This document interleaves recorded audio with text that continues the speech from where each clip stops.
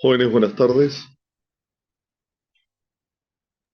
Buenas tardes, doctor. Vamos a esperar unos minutos para que puedan ingresar los que faltan y Ya, comenzamos. correcto, correcto. Estoy atento entonces.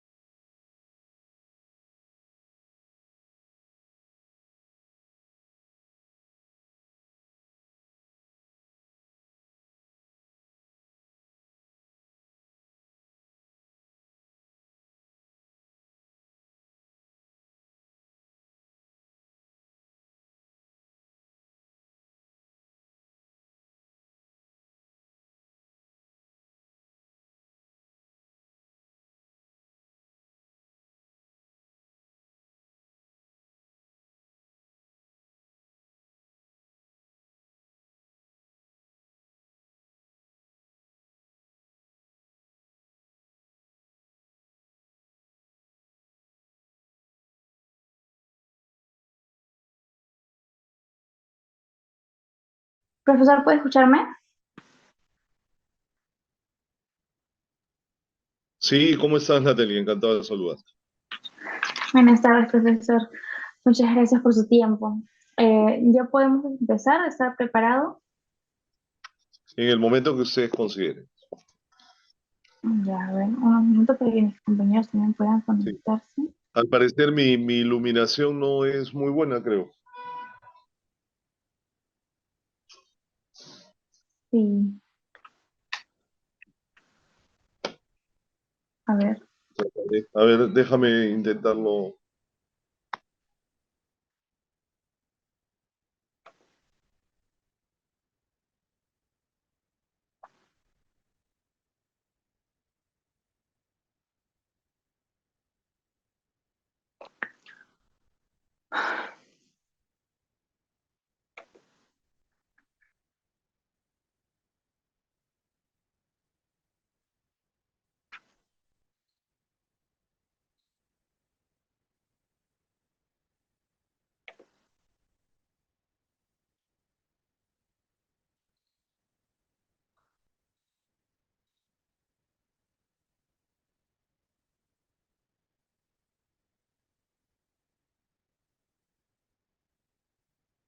Ya. A ver, vamos a empezar ya, profesor.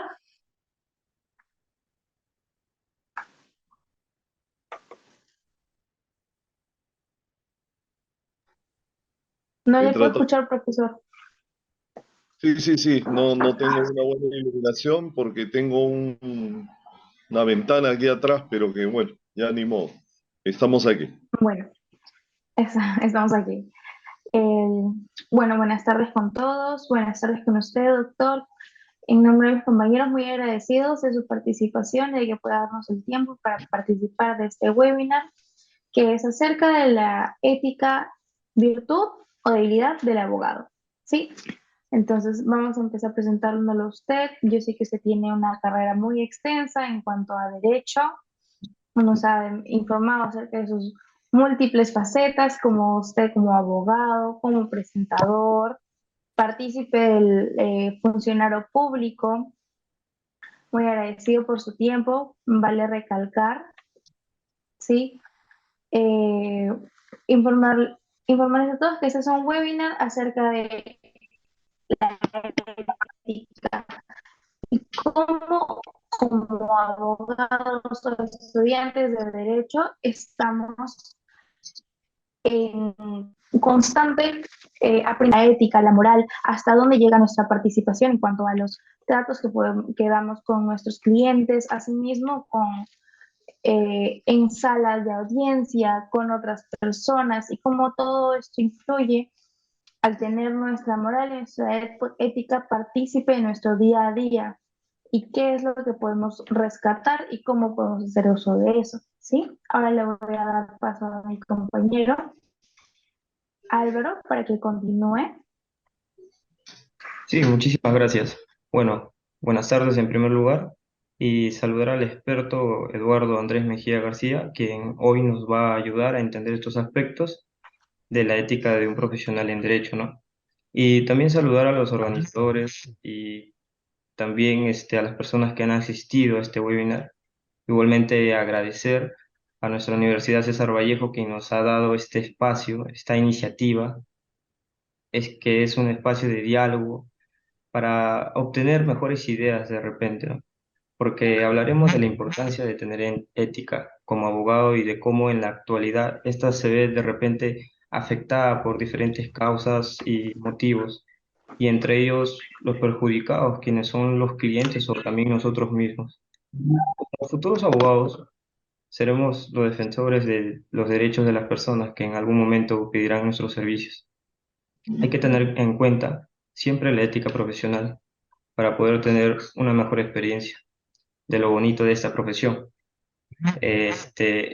Esperemos hacerles recordar que el único modo de hacer un gran trabajo es amando esta profesión, amando nuestro trabajo y como futuros abogados que abrazamos esta profesión, tenemos que defenderla. Finalizando, parte de la Universidad César Vallejo y de los organizadores y del experto. Muchas gracias por haber asistido a este espacio lleno de enseñanzas que espero los motive para ser mejores abogados, mejores personas y mejores profesionales, ¿no? Mejores vallejianos. Por último, doy paso a la señorita Natalia, mi compañera, para la exposición de la hoja de vida del experto, del abogado. Adelante. Muy bien, muchas gracias. Eh, Mu- Muchas gracias, compañero. Como sabemos, el doctor Eduardo Andrés Mejía es abogado, miembro ilustre del Colegio de Abogados de Lima. Eh, Podemos ver que ha sido partícipe, tiene el título de profesional como abogado, ha estudiado maestro en Convención en Políticas Públicas, inscrito en la SUNEDU y estudios de doctorado en Derecho. Tiene un máster de Economía Solidaria, estudiado en la Universidad Abad de Oliva en Barcelona, España. Tiene pasantías en un curso de expertos en Derecho Parlamentario, igualmente en Madrid, España. Un postdoctorado en Ética, Responsabilidad Social y Derechos Humanos, Convención en Derecho Internacional y Relaciones Corporativas. Asimismo, podemos ver que el ponente ha participado en el Congreso de la República del año 1983 al año 1992 y del año 1992 hasta la actualidad. Ha ocupado cargos como jefe de unidad, jefe de división, director de relatoría y agenda del Senado de la República.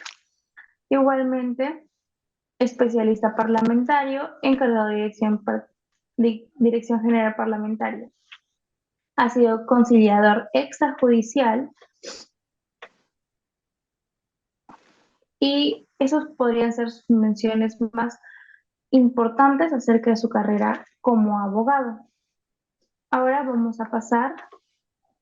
a su, vamos a pasar a permitir al ponente que haga su exposición acerca del tema ya mencionado. Ética, ¿es una virtud o una debilidad en los abogados? Jóvenes, muchísimas gracias. Gracias por la oportunidad y también por la consideración que tienen para con sus docentes. Esto yo quiero felicitar desde todo punto de vista esta feliz iniciativa de los estudiantes de la Facultad de Derecho, muchos de ellos son mis alumnos, así es que yo con el mayor gusto he tratado de ver la mejor forma de poder compartir con ustedes momentos como estos, que a mí me gustan, entre otras cosas, porque demandan, digamos, el esfuerzo académico que nosotros estamos abocados durante todo este tiempo en nuestra carrera profesional, ustedes como estudiantes y nosotros como profesionales. He tratado de buscar la mejor forma de tener una mejor iluminación y creo que he logrado algo. Pero bueno, ante la preocupación de ustedes, yo, como siempre, trato de compartir con ustedes, Álvaro, Natalie y todos los que nos están escuchando, la oportunidad de poder transmitir valores, transmitir ética, transmitir la oportunidad de decirles a ustedes que el derecho es una profesión eh, más allá, digamos, de las expectativas que nosotros podamos tener, una excelente oportunidad profesional que se abre paso a las ideas de convertir justamente este espacio en las diferentes formas que tiene nuestra sociedad, nuestra economía. No existe, digamos, actividad humana, interacción humana en donde el derecho no esté presente. Si bien es cierto, la oportunidad de este webinar es un poco opinar sobre la crisis por la cual está atravesando nuestra profesión. Más que una exposición, me gustaría que haya un diálogo con ustedes también y que las ideas que yo pueda transmitirles puedan ser consideradas o de lo contrario también de pronto confrontadas, ¿no?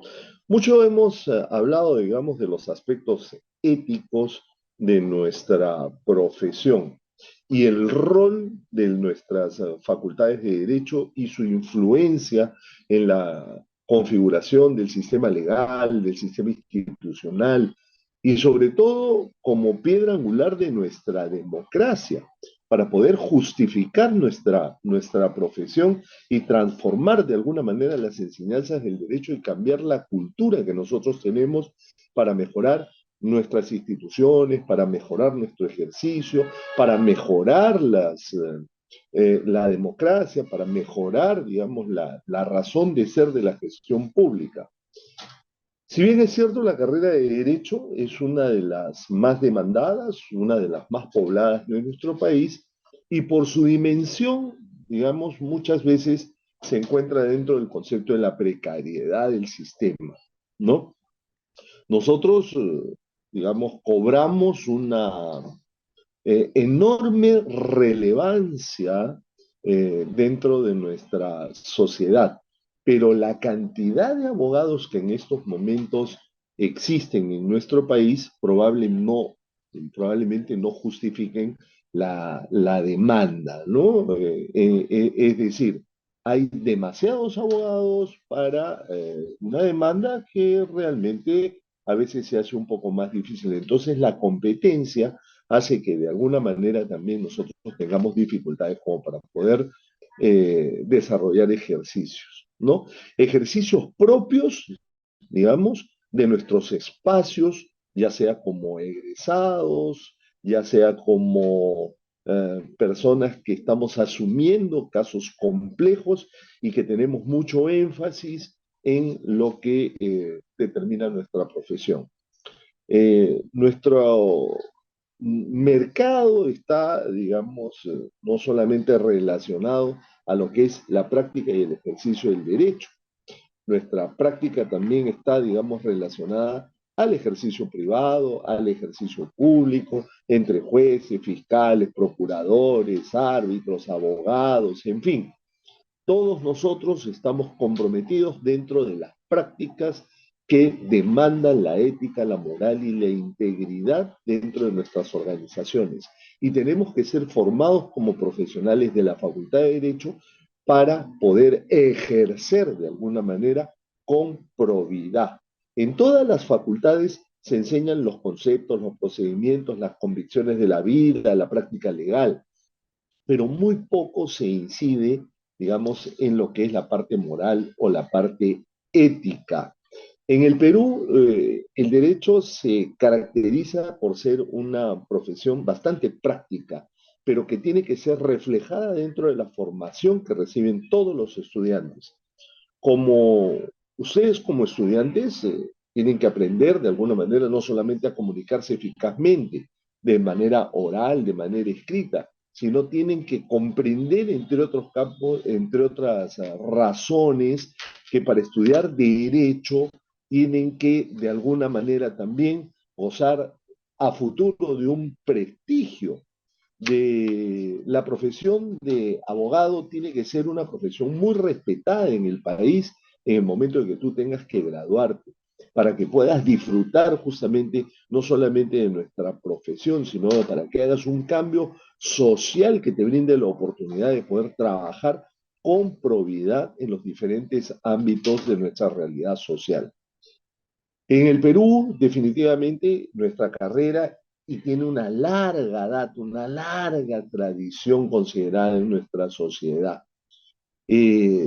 Los estudiantes de Derecho y los abogados formamos parte de estas tradiciones que tienen que aportar no solamente a la ética, sino también a través de la ética y de la moral al desarrollo de nuestro país. Nosotros tenemos demasiadas leyes, tenemos demasiadas regulaciones. El Perú necesita de profesionales, necesita de estudiantes de derecho, necesita de abogados que no solamente deban conocer nuestra normatividad, sino que también con probidad la hagan cumplir. Esta es una carrera que tiene la oportunidad de poder trabajar los grandes estándares de proyectos jurídicos que te van a ayudar a mejorar la justicia en nuestro país. el comportamiento muchas veces está vinculado a veces al poder económico, ¿no? Esta sigue siendo, digamos, una de las carreras más demandadas. ¿Por qué? No solamente por su tradición, sino también por su historia, ¿no? El abogado le corresponde la tarea de defender una serie de posiciones que muchas veces están concentradas y están enfrentadas entre dos personas. Y es lógico que el resultado de alguna manera va a determinar favoreciendo a uno o perjudicando al otro. Esto hace que de alguna manera se considere, digamos, una especie de desencanto también en lo que es la percepción que tienen las personas respecto de nuestra carrera, ¿no? Y es por eso de que nosotros a veces denominamos de que nuestra carrera y nuestra defensa a veces es un tanto incomprendida frente a la opinión pública, que piensa que el abogado está defendiendo lo indefendible o que está defendiendo, digamos, a un infractor, a un criminal, a un violador, a alguna persona que por sus valores y sus prejuicios sociales preestablecidos, digamos, no merece probablemente nuestra defensa.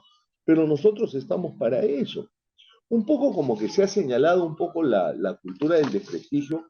Eh, eh, ¿Por qué? Porque nuestra profesión a veces está dejando de lado nuestra formación. La precariedad de nuestra profesión le corresponde un aspecto bastante crítico a nuestro propio colegio profesional. Este colegio profesional debe manejar y debe considerar que nosotros debemos estar constante y permanentemente preparándonos en la ética y siguiendo los estándares de un código que nos permita a nosotros tener conductas adecuadas, idóneas y de vocación, por supuesto, ¿no? Con altos estándares que nos permitan a nosotros, digamos, un efecto que pueda generar, digamos, en la opinión pública una diferencia, ¿no? Un cambio definitivamente, ¿no? Con sólidos conocimientos, con leyes capaz de promover, digamos, no solamente una actuación, digamos, eh, general que nos permita a nosotros complementar en nuestra ética y nuestra profesión. Mucho les hablo yo de esto también en las aulas. Nosotros luchamos mucho por tener, entre otras cosas, estudiantes que persigan justamente la voluntad y la oportunidad de tener una carrera universitaria íntegra, plagada de valores, plagada de integridad, plagada de moral, plagada de buenas costumbres y de buenos estudiantes que el país definitivamente necesita, porque esta es una profesión muy, muy, muy importante e interesante para el desarrollo de nuestro país. Estoy dispuesto a poder, digamos, interactuar con ustedes respecto de lo que también les está preocupando. A ver, ¿qué me dicen ustedes? Profesor, como bien sabemos acá en el Perú, hay una gran crisis de corrupción de parte de políticos y también de gente profesional. ¿Cómo usted ve el Perú en la actualidad en base a la ética profesional y más en el abogado, ¿no? Que ahora pareciera que cobra mucho más a las personas, ¿no? Que a veces tienen un caso. Quisiera que nos dé un enfoque de cómo podríamos, de repente pensar, ¿no? De los abogados de ahora. Sí, definitivamente. Mire, no podemos, bajo ningún punto de vista, concebir eh, la educación y no podemos concebir la educación que viene desde casa, por supuesto, ¿no? Eh, y la educación legal como si fuera un negocio, ¿no? Que sustituye de alguna manera, digamos, los valores del conocimiento, ¿no? Eh, Considero yo de que los intereses, ¿no? Nosotros defendemos intereses, definitivamente. Defendemos intereses, ¿no? Y estos intereses están determinados, digamos, sobre la base de razones para que nosotros podamos tener ese espacio que permita tener, digamos, un equilibrio entre no solamente lo legal, sino lo justo también. la corrupción lacera mucho nuestra sociedad, la corrupción es un mal endémico para nuestra sociedad. Y la corrupción definitivamente precariza todos los escenarios, no solamente el de nuestra carrera, sino precariza todos los escenarios de nuestro ámbito social. Y esta, digamos, es una preocupación constante, permanente, pero la problemática radica, digamos, en que nosotros debemos incidir con los espacios desde casa, desde casa. Si nosotros somos buenos hijos, vamos a ser buenos estudiantes, y si vamos a ser buenos estudiantes, vamos a ser buenos profesionales. Y vamos a erradicar de alguna manera también ese concepto fallido, digamos, que tenemos nosotros de lo que es, digamos, entrar en ámbitos de corrupción. Así es, doctor. Muy amable por su participación. Le quería consultar lo siguiente. ¿Usted considera, doctor Eduardo, que actualmente los abogados están siguiendo al pie de la letra el código de ética, en este caso que se elaboró en el 2014, donde se estipula cuáles deberían ser los comportamientos para los que ejercemos esta noble carrera y para los que nos estamos formando? A ver, fíjate, si bien es cierto, yo creo de que hay una participación poco arraigada o una participación mínima por parte de nuestro colegio profesional. Fíjate, nosotros como profesionales, una vez que eh, nos titulamos y posteriormente vamos a colegiarnos, ¿no? Asistimos a nuestro colegio profesional. Nuestro colegio profesional tiene un código de ética que nos los hace saber y nos los hace conocer. Pero ¿sabes qué cosa es lo que pasa? Que nunca más volvemos después a nuestro colegio profesional, salvo cuando hay, digamos, elecciones y este tipo de cosas que nos convocan, digamos, para eh, elegir a quien va a dirigir, digamos, las riendas de nuestro colegio profesional. Y después no volvemos, ¿no? Y sin embargo, tampoco le damos una miradita, digamos, a nuestro código de ética, que es, digamos, una suerte de reglas de conducta, de comportamiento que deberíamos de seguir y que deberíamos de aplicar. Ahora, nosotros debemos hablar por nuestros hechos, ¿no? Y este código de ética, de alguna manera, nos fija algunas reglas de conducta que deben ser y tienen que ser de cumplimiento obligatorio por todos los abogados, para cambiarle un poco, digamos, el rostro a esa precariedad de la cual, digamos, me estaba refiriendo anteriormente. Así es, doctor. Le agradezco mucho la respuesta. Y para poder continuar, quisiera hacerle la siguiente pregunta. En este caso, ¿usted considera en todo caso de que nosotros como estudiantes deberíamos tener estos valores formados desde nuestra casa de estudios? Definitivamente, la universidad está muy preocupada por darles a ustedes no solamente una formación jurídica importante, darles a ustedes las razones para poder estudiar derecho, para que ustedes, digamos, sean profesionales que aprendan a debatir, que aprendan a negociar, que aprendan a conciliar, que aprendan a investigar para lograr un buen resultado, digamos, de sus estudios profesionales. Pero ¿sabes qué? Incidimos mucho en la ética y incidimos mucho en la moral y la integridad del estudiante. Y hacemos un seguimiento y un acompañamiento también. Yo alguna vez en clase les he dicho, ¿no? Que si yo encontrara, digamos, en alguna página policial algún alumno mío, probablemente, después de todo lo que yo les digo en clase, definitivamente sentiría una frustración grande, porque sentiría que de alguna manera, pues, mi trabajo no tuvo mucho sentido, pero en realidad nos preocupamos mucho por darles a ustedes no solamente una buena educación, sino también un buen ejemplo. Efectivamente, doctor. Muchas gracias. Y para poder culminar con la siguiente pregunta, doctor, en este caso, ¿usted coincide con muchos otros doctores de la rama de que uno de los principios éticos del abogado deberían estar sustentados en lo que vendría a ser la honestidad, la integridad, la justicia? Indudablemente, ¿no? Indudablemente. Es más, los estándares de nuestra profesión nos exigen eso, ¿no? Para poder cambiar pues esa cultura, digamos, contraria, ¿no? Enfrentar la corrupción, superar las injusticias, superar las desigualdades, ¿no? Todo ello dentro del ejercicio profesional y el impacto que nosotros vamos a tener, digamos, dentro de la sociedad va a ser pues muy positivo si es que logramos, digamos, romper todas esas barreras. Así es, doctor.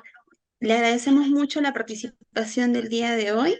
Queremos comentarle a todos los participantes y a todos los compañeros que nos han acompañado el día de hoy, agradecerles la presencia y también mencionarles de que en el chat les estamos dejando los enlaces para que se puedan registrar como participación correspondiente y también, en este caso, un pequeño cuestionario a los cuales ellos pueden responder en referencia al tema que hemos tratado el día de hoy. Si alguien tuviera alguna otra duda o La profesión de abogado es una de las profesiones que más repercusión tiene en la sociedad, y el trabajo de estos profesionales es el resultado en gran medida de la forma de vida de un país, lo que implica que sobre ellos recae una gran responsabilidad de la que deben ser conscientes en todo momento, anteponiendo los derechos y deberes sociales al lucro personal. Saber leyes no es saber derecho. El abogado debe contar con ambas cualidades y debe saber transmitirlas a través de su trabajo, ya que de este depende el bienestar de sus conciudadanos. Y digo conciudadanos porque el abogado debe ver a sus clientes como ciudadanos que forman parte de nuestra sociedad. Una persona recurre a un abogado cuando se siente indefensa. Lo hace buscando apoyo con total inocencia. Como un niño cuando tiene miedo se dirige a su padre. Y el abogado también tiene que ser padre. Debe educar a la persona que recurre a él. El abogado debe ser honesto. Debe asesorar con la verdad, sin engañar, ofreciendo la solución más inteligente sin crear falsas expectativas. El abogado debe ofrecer privacidad. El secreto profesional se basa en la confianza mutua. El abogado debe ceñirse a los códigos éticos y morales que adquirió a través de su formación y su experiencia. El abogado debe educar a sus clientes para que puedan responder de forma adecuada en situaciones futuras. El abogado debe ayudar a mejorar las conductas y el sistema jurídico. Cuando alguien recurre a un abogado, muchas veces no sabe si lo que solicita es legal o ilegal. Si es legal, el abogado debe procurar su solución. Si es ilegal, el abogado tiene la obligación de explicarlo. El abogado siempre debe de tener criterios propios y ser transparente en la comunicación con el cliente. Se podría entrar en un amplio debate sobre lo que es correctamente ético y moral, sin llegar a ponernos de acuerdo. Pero esto no se decide por uno mismo, sino es que el resultado de una evolución social. Lo ético y moralmente correcto debe ser aprendido, al igual que un niño debe aprender a tener un comportamiento correcto en la sociedad. El abogado debe aprender estos valores y tomar conciencia de ellos desde el primer momento que empieza su formación, y es responsabilidad de sus formadores inculcar la conciencia de su responsabilidad futura. Los valores no se aprenden por el mero hecho de leerlos, sino que hay que tomar conciencia de ellos hasta interiorizarlos. No es suficiente un juramento al terminar la carrera, sino que debe exigirse el cumplimiento del mismo. Hay que reconocer que en la abogacía, al igual que en otras profesiones, existen abogados inmorales y carentes de toda lógica que se aprovechan de las circunstancias. Para regular estos casos están los colegios de abogados, que tienen la misión de definir claramente cuáles son los comportamientos que se deben seguir en todos los aspectos, al igual que regular ciertas prácticas como pueden ser los honorarios profesionales o el carácter de los servicios a prestar. En este artículo hemos nombrado al abogado en primera persona, porque quizás sea la parte de todo el sistema jurídico con el que se tiene un primer contacto, pero el buen funcionamiento de todo el sistema jurídico depende de la ética de cada uno de los miembros que lo forman, desde un secretario de acuerdos hasta un juez. El sistema judicial siempre es mejorable y todos debemos contribuir a mejorarlo. Los abogados debemos adoptar unas buenas prácticas de conducta e inculcárselas a nuestros clientes y denunciar a todo el que ensucie esas maravillosas virtudes que posee esta profesión.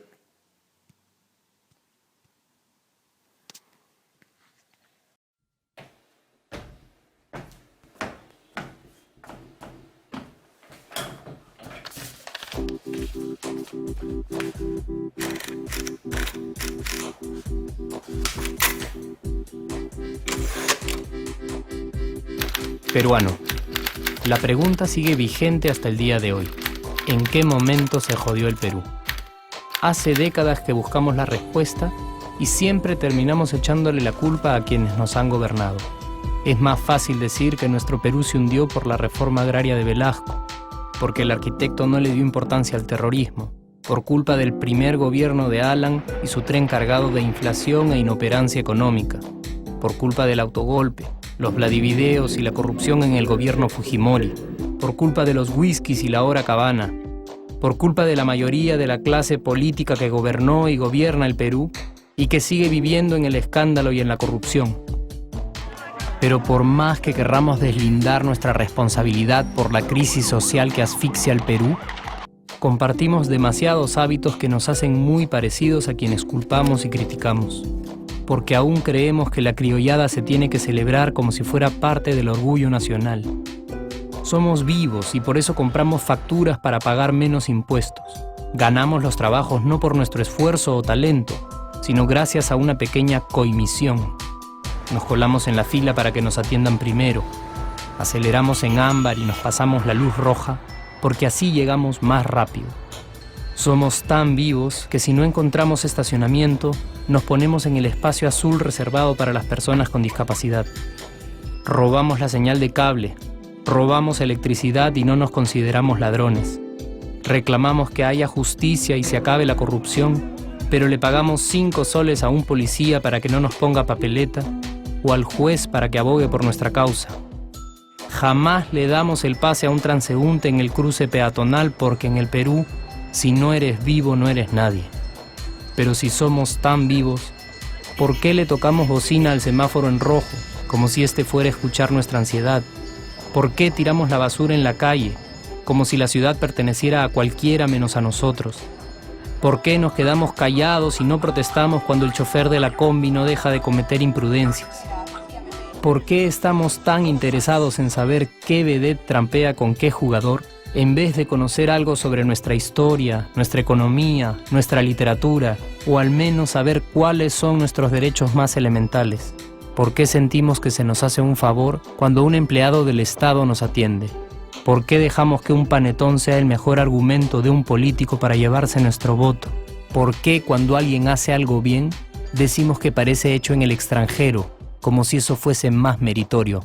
¿Por qué no nos sentimos orgullosos de nuestra diversidad cultural? ¿Y por qué, si somos tan vivos, seguimos alimentando este círculo vicioso que no nos deja avanzar como sociedad y nación?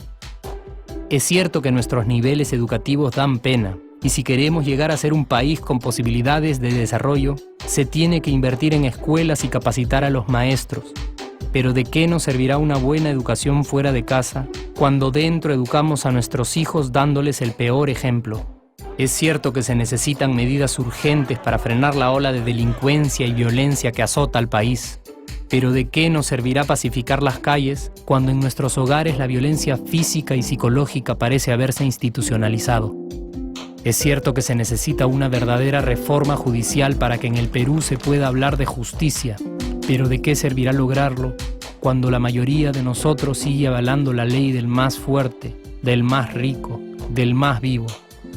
Es cierto que para reducir los conflictos sociales se requiere del diálogo, pero ¿de qué nos servirá ese diálogo si seguimos pensando que dialogar es imponer nuestras ideas y no escuchar al que piensa diferente a nosotros?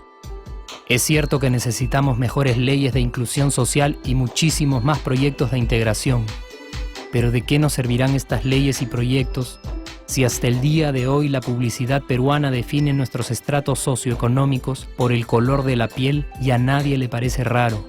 Si hasta el día de hoy seguimos avergonzándonos de nuestras diferencias o sintiéndonos superiores por estas mismas diferencias. Es cierto, es mucho más fácil echarle la culpa de absolutamente todo a nuestros gobernantes. Pero la realidad es que el Perú se hunde en exacta proporción a esa viveza que alimentamos todos día tras día. Sí, somos nosotros la materia prima con la que se hace este país. Y si no corregimos nuestros hábitos, si nuestra materia prima sigue adulterada, cualquier producto que hagamos también saldrá adulterado. Y por más logros que obtengamos en nuestra economía, en los deportes, en las artes, en nuestra cocina, por más orgullosos que nos sintamos de nuestros representantes, de nuestra historia, de nuestras maravillas o de nuestra creatividad, si no cambiamos estos hábitos, seguiremos preguntándonos ¿en qué momento se jodió el Perú? Yo ya estoy harto de esa pregunta. Estoy harto de ver cómo un país con tantas posibilidades y oportunidades, con tantas riquezas naturales y con tanta historia, tenga que seguir viviendo en el subdesarrollo solo porque no nos creemos capaces de vivir de otra manera. Estoy harto de que las desgracias de nuestros vecinos sean nuestro mejor consuelo. Harto de que el sí se puede sea solo una frasecita hecha para un partido de fútbol y que no podamos aplicarla en nuestra vida. Aunque te cueste creerlo, sí podemos. Claro que podemos. Pero depende de que tú y yo comencemos a trabajar en ello de una vez por todas. Porque la transformación del país hacia una nación desarrollada ya no está solo en cancha de los políticos o de los poderosos, y no está en el terreno de los milagros. La transformación del Perú está en la capacidad que tengamos de hacernos responsables de nuestros actos y de rebelarnos contra nuestra viveza. La transformación del Perú está en ti y está en mí. Está en todas nuestras organizaciones y en la posibilidad de trabajar juntos con verdadera responsabilidad social. ¿Qué pasaría si cambiamos la pregunta? Si, por ejemplo, ahora te pregunto, ¿en qué momento se arregló el Perú? ¿Qué me dirías? Aunque te parezca una pregunta demasiado ingenua, tenemos que creer en ella, y la respuesta está en nuestras manos. Responsabilidad social todos. Compañeros que nos han acompañado el día de hoy, agradecerles la presencia y también mencionarles de que en el chat les estamos dejando los enlaces para que se puedan registrar como participación correspondiente y también en este caso un pequeño cuestionario a los cuales ellos pueden responder en referencia al tema que hemos tratado el día de hoy. Si alguien tuviera alguna otra duda o consulta, compañeros, por favor, el ponente está a disposición nuestra. Que hay que poner, creo, el chat, ¿no? Profesor, como vamos culminando porque el tiempo se nos acaba, Se desgraciadamente, agota se agota el tiempo. Vamos a tener que finalizar dentro de 5 minutos. De igual forma, le damos las gracias por poder ayudarnos en este webinar y también hacerles recordar que la universidad y como usted siempre nos apoyan y nos dan la iniciativa para crear estos espacios de ideas, ¿no? Donde podemos compartir y demás. Así que muchas gracias. No me queda otra cosa que agradecerles a todos ustedes por la oportunidad y agradecerles también por la iniciativa. Esto demanda mucho la responsabilidad de cada uno de nuestros estudiantes. Yo la verdad que estoy muy, muy complacido por ello. Sí, profesor, como decían mis compañeros, muchas gracias por haberse dado el tiempo para participar en este proyecto de nosotros acerca de la ética y de cómo nosotros como abogados tenemos que tomar importancia de ella y como estudiantes abogados para aplicarla en nuestra vida, ya sea trabajando o como personas, ya que es cada uno en su personalidad y en su forma de ser aplicarla. Muchas gracias por su tiempo. Eso sería todo por nuestra parte. Siempre Claro que sí. agradecidos que haya quedado unos minutitos de su tiempo. ¿Sí? Recuerden Esto se siempre va a acabar. que, sí, recuerden siempre que los fines del derecho son resolver problemas y evitar los abusos. Con eso me despido. Muchas gracias, docente. Muchas gracias, docente. Damos por finalizada esta reunión. Muchas gracias a los participantes, igual forma.